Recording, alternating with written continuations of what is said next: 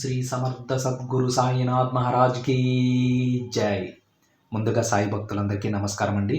Video చూస్తున్న ప్రతి ఒక్కరిపైన ఆ సాయినాథుని ఆశీస్సులు ఉండాలని, బాబాగారి భక్తులందరూ ఎప్పుడూ కూడా ఆనందంగా సంతోషంగా వారి జీవితాన్ని గడపాలని మనస్ఫూర్తిగా కోరుకుంటూ ఈ వీడియోనైతే స్టార్ట్ చేస్తున్నాను ఫ్రెండ్స్. ఈరోజు వీడియోలో కూడా బాబాగారు ఎప్పటిలాగే ఒక చక్కటి సందేశాన్ని అయితే తన బిడ్డలందరి కోసం తీసుకొచ్చారండి. బాబాగారు ఏమంటారంటే, బిడ్డ, నిద్రించే ముందు ఒక్కసారి నీ సాయి మాటలు విను. ఈ రాత్రి కలలో నీకొక మంచి వార్త చెబుతాను తల్లి అని బాబాగారు అంటూ ఉన్నారండి. మరి బాబాగారు ఏ బిడ్డకి స్వప్నంలో కనిపిస్తారు, మరి ఎలాంటి వార్త చెబుతారో బాబాగారి మాటల్లోనే విందాం. బాబాగారు ఏం చెప్తున్నారంటే, తల్లి, ఈ రాత్రికి ఇది విని ప్రశాంతంగా నిద్రించు. నీ కలలో ఒక ఆనందకరమైన వార్త చెబుతాను. నీ మనసులో ఉన్న సందేహాలన్నీ తీరుస్తాను తల్లి. నీ సాయి చెప్పేది జాగ్రత్తగా విను. ఈ మాటలు నా బిడ్డ కోసమే నేను ఈరోజు తనకు స్వప్నంలో కనిపించబోతున్నాను. నిర్లక్ష్యం చేయకుండా వింటావు కదా తల్లి. నువ్వు నీ సాయి తండ్రి కోసం ఎక్కడెక్కడో వెతుకుతూ ఉన్నావు కదా. అలా నువ్వు ఎప్పుడైతే నీ తండ్రిని వెతకటం మొదలు పెట్టావో ఆ క్షణమే నీ తప్పులన్నీ నేను మన్నించేశాను. నేనేం తప్పు చేశాను తండ్రి, నేను అందరికీ మంచి చేశాను కదా అని నువ్వు అనుకుంటున్నావు కదా. కొంచెం జాగ్రత్తగా ఆలోచించు. నీకే అర్థమవుతుంది నువ్వు ఏ తప్పు చేశావు అని. నువ్వు ఆ తప్పు వల్ల ఒకరోజు నా దగ్గరకు వచ్చి క్షమాపణ కూడా కోరావు బిడ్డ. అర్థమైందా? భయపడకు, అప్పుడే నేను ఆ తప్పుని మన్నించేశానులే తల్లి. కంగారు పడకు, జరిగిన దాని గురించి ఆలోచించకు, పూర్తిగా మర్చిపో. అంతా నీ తండ్రి చూసుకుంటాడు. నన్ను ఎక్కడెక్కడో వెతికి అలసిపోయిన నీకు ఒక విషయం చెప్పనా? నేను నీతోనే ఉన్నాను కదా. మరి నా కోసం ఎందుకు తల్లి ఎక్కడెక్కడో వెతుకుతున్నావు? నేను నీ ఇంట్లో కేవలం ఒక పటంగానో విగ్రహంగానో ఉన్నప్పుడే నువ్వు నన్ను నమ్మావు కదా. నన్ను పూజించటం మొదలుపెట్టావు. అందుకే నేను నీ కోసం వచ్చి నీ చెయ్యి పట్టుకొని ముందుకు నడిపిస్తున్నాను. ఆ విషయం నీకు తెలియక నా కోసం ఎక్కడెక్కడో వెతుకుతూ ఉన్నావు.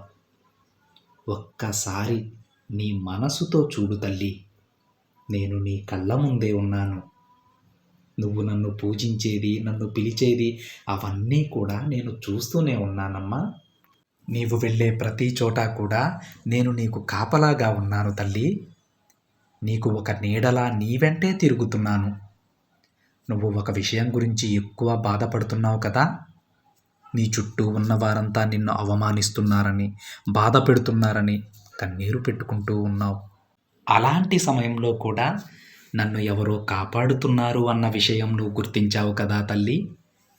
ఆ సందర్భంలో ఇది కళ లేక నిజమా అనేది తెలియక చాలా ఆందోళనలో ఉన్నావు. అదంతా నిజమే బిడ్డ. నిన్ను నేను కంటికి రెప్పలా కాపాడుకుంటున్నాను. ఇప్పుడే కాదు తల్లి, నీ జీవితం అంతా కూడా నేను నీతోనే ఉంటూ నీకు రక్షక కవచంలా ఉంటాను. ధైర్యంగా ఉండు. నీ అలవాటులను మార్చుకో. నాలో ఐక్యమవ్వు. వెంటనే నీ కర్మదోషాల నుంచి, నీ పాపాల నుంచి నిన్ను దూరంగా నేను తీసుకెళ్తాను. నీకు కావాల్సింది, నువ్వు ఆశపడేది నీకు సరైన సమయంలో నేను అందిస్తానమ్మా. నిన్ను, నీ కుటుంబాన్ని కాపాడే బాధ్యత నీ తండ్రినైనా నాదే. నేను నీ వెంటే ఉంటూ నీకొక దారి చూపిస్తాను తల్లి. నీ ఆపద సమయంలో నువ్వు పిలిచేంత వరకు నేను వేచి చూడను. నీ కష్టానికి ముందు నేను నిలబడతాను. నిన్ను చుట్టుముట్టిన ప్రతి సమస్యను నేను తరిమేస్తాను. ఇలా ఎప్పుడూ కూడా నేను నిన్ను కాపాడుకుంటూనే ఉంటాను బిడ్డ. కొన్ని సందర్భాలలో మాత్రం జాగ్రత్తగా ఉండు తల్లి. అలాంటి సందర్భాలలో నేను నీకు కొన్ని సంకేతాలు పంపుతాను. అది ఎవరి ద్వారానైనా సరే నీకు నా సందేశాలు అందుతాయి. కొంచెం గమనిస్తూ ఉండు. ఆ సంకేతాల వలన నీకు రాబోయే చెడు నుంచి నువ్వు బయటపడతావు. కొన్నిసార్లు నీ కలలో కూడా వచ్చి సూక్ష్మంగా కొన్ని సందేశాలు పంపుతాను.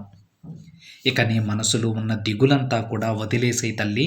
నీకు కావలసినవి, నీకు చెప్పాల్సినవి అన్నీ కూడా ఈరోజు నీ స్వప్నంలో చెబుతాను తల్లి. నీకు శుభవార్తలు చెబుతాను. కొన్నిసార్లు నిన్ను హెచ్చరిస్తాను కూడా. నమ్మకంతో ఉండు తల్లి. నీ ప్రార్థనలన్నీ కూడా నేను తీరుస్తాను. నీ జీవితంలో మంచి శుభకార్యాలు జరిపించటం, మంచి విషయాలు నీకు అందచేయటం నా బాధ్యత. నా ఆశీర్వాదంతోనే నువ్వు ఈరోజు నా మాటలు వినగలుగుతున్నావు తల్లి. నా అనుగ్రహ బలం వలనే ఇది నువ్వు చూసి వినగలుగుతూ ఉన్నావు. నా ఆజ్ఞ లేనిదే ఇది నీ కంటపడదు. నీకు కావలసినవి నేను నీకు అందజేస్తాను. జరగబోయే విషయాలు నీకు నేను ఏ రూపంలో అయినా సరే తెలియజేస్తాను. నీ కలలో అయినా వస్తాను, నీ స్నేహితుల రూపంలో అయినా వస్తాను. కాబట్టి దేని గురించి నువ్వు భయపడకు, బాధపడకు బిడ్డ. నీ సాయిని నేను నీకు ఎప్పుడూ కూడా తోడుగా ఉంటానమ్మా. నీకు చాలాసార్లు చెప్పాను, ధైర్యంగా ఉండు. నీ బాబా ఉండగా నీకెందుకు తల్లి భయం? అంతా మంచే జరుగుతుంది, అంతా మంచే జరిపిస్తాను. ఇక ప్రశాంతంగా నిద్రించు తల్లి అని బాబాగారు అంటూ ఉన్నారు ఫ్రెండ్స్. ఆ సాయినాథుడు సర్వాంతర్యామండి. ఆయన ఏ రూపంలో అయినా సరే మన దగ్గరకు రాగలరు, మనల్ని హెచ్చరించగలరు. అది స్వప్నంలో అయినా సరే, లేదంటే మన స్నేహితుల రూపంలో అయినా సరే, లేదా ఒక ఆవు రూపంలో అయినా సరే, లేదా కాలభైరవుని రూపంలో అయినా ఆయన సాక్షాత్కారం అనేది మనకు దొరుకుతుంది.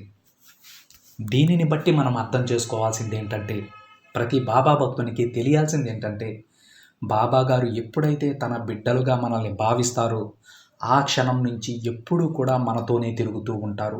ఏదో ఒక రూపంలో తిరుగుతూనే ఉంటారు. ఏదో ఒక రూపంలో మనల్ని హెచ్చరిస్తూనే ఉంటారు. ఆయన ఆజ్ఞ లేనిదే తన భక్తుల జీవితంలో ఎలాంటి హాని కూడా జరగదండి. ఎందుకంటే తన బిడ్డలందరికీ కూడా సాయినాథుడు ఒక రక్షక కవచంలా ఉంటారు. ఆ రక్షణ కవచమే మనల్ని ఎల్లవేళలా కాపాడుతూ ఉంటుందండి. మన కర్మఫలాలను తగ్గించుకునేటువంటి సమయంలో మనం కష్టాలు పడుతూ ఉన్నప్పుడు మనకు మనోధైర్యాన్ని నింపేది ఆ రక్షణ కవచమే. ఒక్కసారి సాయి అని ఆప్యాయంగా పిలిస్తే చాలండి, ముల్లోకాలలో ఎక్కడున్నా సరే తన బిడ్డ పక్కకొచ్చి భుజం తట్టి ముందుకి నడిపిస్తారు. అది మన బాబాగారి ప్రేమ. అందుకే బాబాగారిని నమ్మిన ఏ బిడ్డ కూడా సమస్యలకు భయపడకూడదండి, బాధపడకూడదు. ఆ తండ్రి ఆశీస్సులు మన పైన ఉన్నన్ని రోజులు కూడా మనకు ఎటువంటి హాని జరగదండి, అంతా మంచే జరుగుతుంది. శ్రద్ధ సబూరితో ఉండండి ఫ్రెండ్స్. అందరికీ కూడా ఒక మంచి భవిష్యత్తును బాబాగారు అందిస్తారు. ఇది ఫ్రెండ్స్ ఈరోజు బాబాగారి సందేశం. వీడియో నచ్చితే ఒక చిన్న లైక్ చేయండి ఫ్రెండ్స్. మరికొంతమంది సాయి భక్తులకి షేర్ చేయండి. మొదటిసారిగా ఛానల్ని చూస్తున్నట్లయితే సబ్స్క్రైబ్ చేసుకొని పక్కనే ఉన్న బెల్ ఐకాన్ని యాక్టివేట్ చేయండి. మరొక బాబాగారి సందేశంతో మరొక వీడియోలో కలుద్దాం. అంతవరకు ఓం సాయిరామ్.